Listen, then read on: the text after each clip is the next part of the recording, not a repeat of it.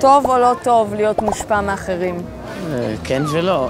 וואלה, לדעתי זה גם יתרון וגם חיסרון. טוב להיות מושפע, לקבל דברים מאחרים, אבל גם לשמור על עמדתך. כי אם אתה מושפע מאחרים, אז אתה יותר מקובל בסביבה שלך. ואם אתה לא מושפע מאחרים, אז אתה פחות או יותר מנודה מהחברה.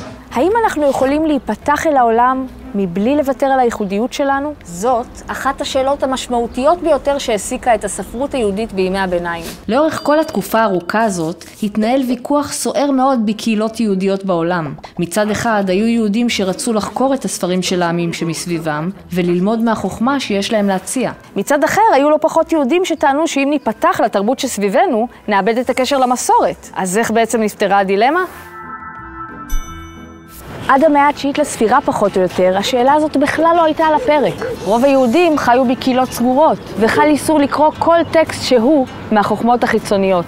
אז נכנס לסיפורנו הרס"ג, רבי סעדיה גאון שחי בעיר סורה שבממלכת בבל. בבל של אותם הימים הייתה ממלכה קוסמופוליטית ושוקקת חיים, שבה חיו המון דתות זו בצד זו. המפגש והחיכוך בין הדתות השונות הוליד ספורט חדש.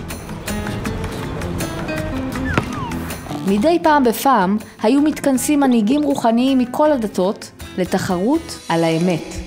על כל נציג רוחני הוטלה המשימה להוכיח שהדת שלו היא הדת הנכונה. אלא שיש פה קאץ'. הנציג צריך להוכיח את צדקתו בלי להשתמש בכלל בספרים הקדושים של הדת שלו.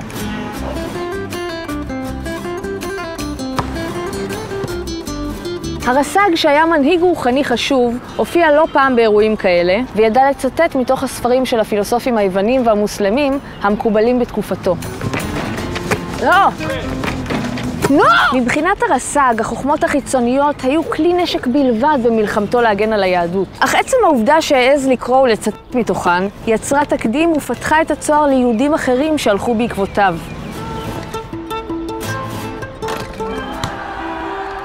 עם השנים, עוד ועוד יהודים קראו על הרעיונות שבבסיס הפילוסופיה היוונית והפילוסופיה המוסלמית, והושפעו מהם רבות.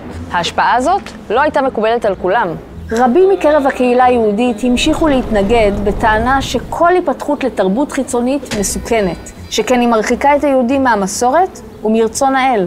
מתנגד בולט במיוחד היה אריאל, רבי יהודה הלוי שחי במאה ה-12 לספירה, ואולי המשורר היהודי המפורסם והחשוב ביותר בימי הביניים. אריאל התנגד נחרצות להשפעות חיצוניות על התרבות היהודית. לתפיסתו, השקפת העולם היהודית ייחודית ושונה כל כך מכל השקפת עולם אחרת, שכל ערבוב והשפעה זרה עלולים רק לקלקל ולהרוס אותה. אז הרס"ג פתח צוהר קטנטן וריהל שאף לסגור אותו, ואז הגיע הרמב"ם.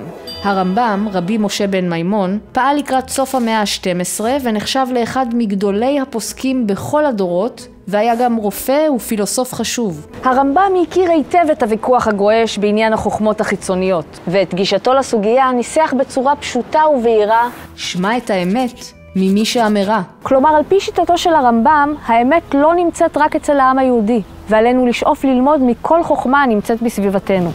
גם אם החוכמה הזאת נמצאת אצל הגויים. הרמב"ם עצמו יישם את תורתו, ואכן ברבים מספריו ורעיונותיו ניכרות השפעות רבות מפילוסופים כמו אריסטו היווני ואל-פאראבי המוסלמי. הרמב"ם לא חשש מהחיכוך עם החברות שהקיפו את הקהילות היהודיות.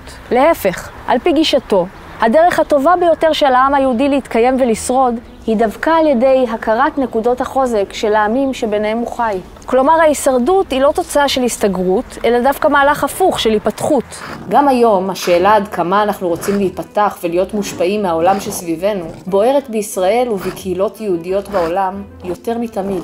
ויש גם כאלה שחושבים תראה, נראה לי שבכל מקרה אנחנו מושפעים מאחרים. אולי השאלה זה, לא יודע, מי בעצם אתה מחליט שיהיה מסביבך?